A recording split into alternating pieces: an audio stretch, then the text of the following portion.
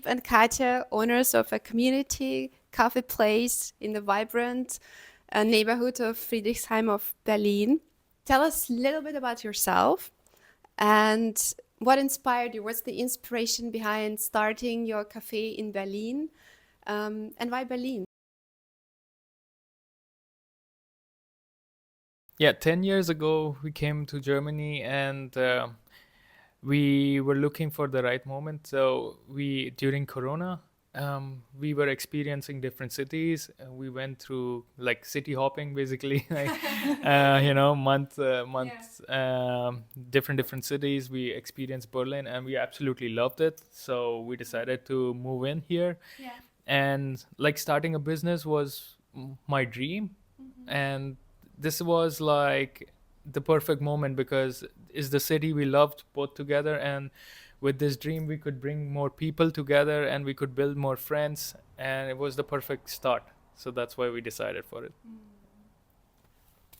Love the answer. Um, okay, so you're an intercultural couple, and we are, of course, very curious how it's showcased in the menu.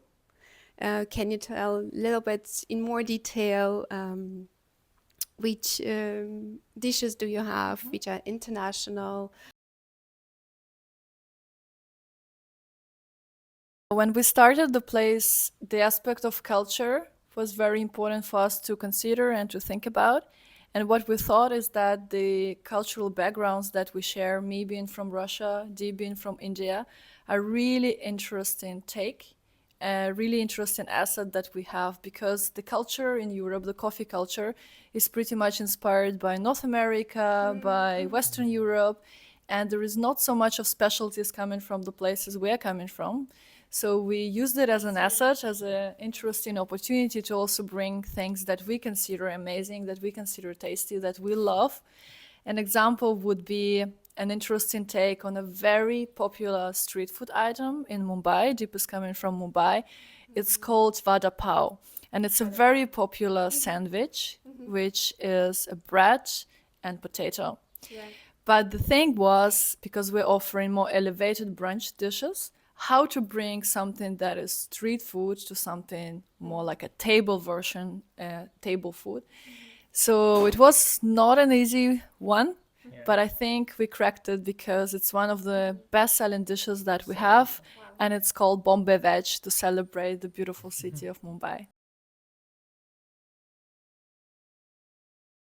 There is one very amazing cake that is coming from Eastern Europe, and it's called honey cake or medovik. And I used to love it as a child, eating it a lot, enjoying my grandmother's talent for cooking. And I was always craving for it. Berlin is amazing. There are a lot of things, so I could find it from time to time, but it was not yet quite the match. So it was my personal mission to offer Medovik I can be proud about. The real deal. And we did it. It's also so popular and we're so happy. And what I'm most proud about is that when ordering it, the customers are not saying honey cake, they're using Medovik. They're going and saying 1 piece of Medovik, please. And for me, this is the best appreciation for it I could think about. What I'm hearing, multiculturalism in general plays important role for you. Tell me more about it and how did it reflect on your business? We shared a little bit about our background, so you already see that indeed culture is an important part of the business that we started. And this was an important discussion. Do we want this place to be Russian? Do we want this place to be Indian? We clearly understood no, we want this place to be everybody's place. So it's not only about our cultures, it's about so many other amazing cultures that are living here in Berlin for years and celebrating the city every day. So we gave examples of Bombay Veg, Medovik, but we have so many more to offer. For example, we have Spanish latte, we have French toast. We really try to bring the best pieces out of everywhere in our menu, also in the team we have people from literally everywhere, and it's not only to tick the box of diversity, it's Yeah, we really to actually imply it. appreciate that Yeah. every culture has its strength. And if you really apply the strength in the right way and make everybody work as a team, you can really excel. Yeah. We think that everybody has some qualities, maybe from they have some recipes or something which comes from their homeland. So we try to bring it and we try to promote it more so that people they can all come and enjoy something which they miss from their homeland, you know. So everybody has a part and feels like home. This is the major part that we're trying to focus on.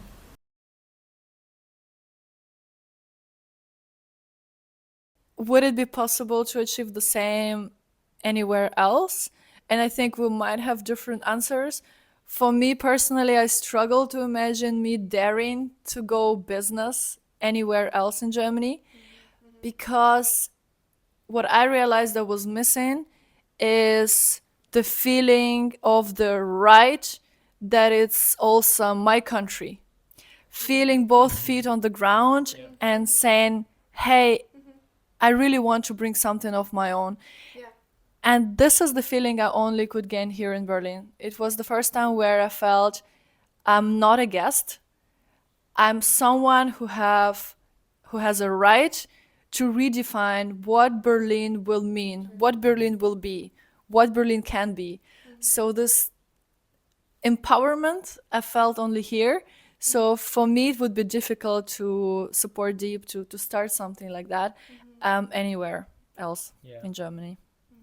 I also feel the same way that this is the city of the people, and I think people have a voice here. So I always see that Berlin always has something new going on. Everybody can speak and they can demonstrate, and they have their voices to show everything. So I think it's a great way because everybody has a chance here, I would say. Yeah, I think Berlin gives courage. Definitely. Yeah.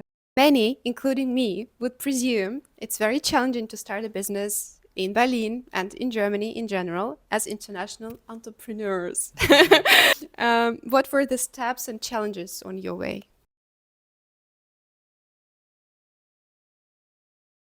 Germany still has a lot of rules. It's a country about rules, and I respect that. Uh, like the place that we, for example, there's a story like the place where we have the cafe now. Like when we took over, this is in one of the most historic streets in Berlin, like East Germany, and this was built around like 1950s or so. So it comes under Denkmalschutz. It's like the historic. There is a heritage department which takes care of these buildings. So we normally people they they are a little bit scared to go to the authorities to ask, and I think Germany, um, in my case at least, when we approached the authorities directly because we were not sure about the rules and because we are expats, and we tried to ask them and we did everything according to the rule, like because it's a heritage building, so you need to take I mean, for even like having a nail in the wall, you need to take a permission for that. Yeah. Doesn't surprise me. But like, yeah, I mean, it was but it was very interesting because all the officials, they were on our side, they helped us a lot. It's a great it was a great experience, and Because we did approach them in advance proactively. from our asking side for their proactively. advice. Yeah. Not waiting before they visit as a surprise check. Yeah. And this was one of the biggest learnings Yeah. for us as an expat, that don't be scared to ask for an advice. Really show that as an expat you are ready Yeah. to respect all the rules and make it happen according to the regulations. Show this respect and interest, a genuine interest, and you will be really amazed how much coaching, how Yeah. much help you will get in return. Coming to Germany as an expat, you would feel a little bit like you don't know the country, it's something new, but don't be afraid. That's the first step. If you want to do something, go for it. Like if you really, for example, like if you love your job, and you want to progress in that, don't feel like business is something which is a step higher than the job. If you're doing better at your job, you can also excel there, and you can have your dreams, follow your dreams in that way, as a career, making it as a career. Or you can also start a business, something that drives you, like your passion. And then you will find people along the way. Also, never do it alone. Go for a team, go with people, and you will be more happy and successful. And I think this is what you need to take a step. Yeah, that's important. And I think also with all of the challenges that are still there, and we're facing them as expats, as immigrants, I think what gives you an edge when you start something new like a business is the strength of your motivation.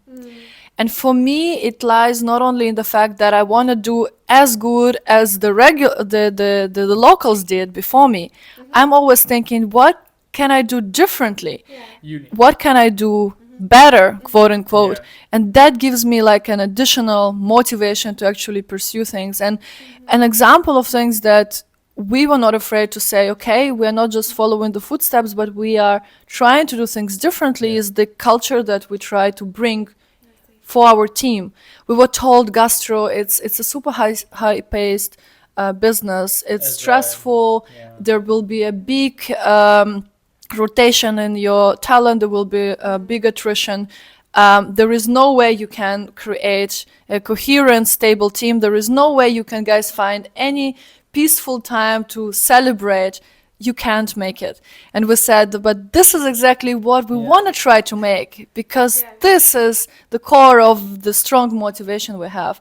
And so far, we have seen that if you offer respect, if you hire people for their love for the profession, if you create really a good environment, people will want to stay with you. So we have really stable team where we can also say, guys, it's not only about accomplishing the business goals, it's also about taking the pause and celebrating what we are achieving as expats, because 99% of people on our team are expats. And this is one of the reasons why today we are celebrating 1 year anniversary of the shop. And on a busy Friday, we found a way to close earlier, to take a pause, to make it explain to the customers.